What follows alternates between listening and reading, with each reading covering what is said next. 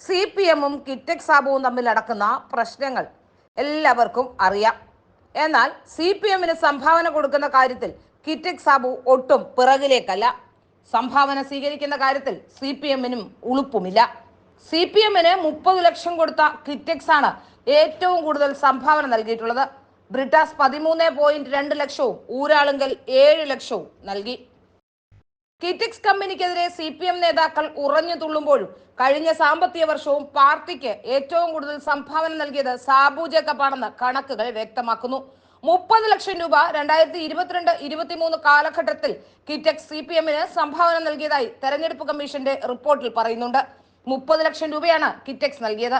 29 ലക്ഷം നൽകിയ മുത്തൂറ്റാണ് രണ്ടാം സ്ഥാനത്ത്. ഊരാളുങ്കൽ സഹകരണ സംഘം CPM-ന് നൽകിയ സംഭാവന 7 ലക്ഷം രൂപയാണ്.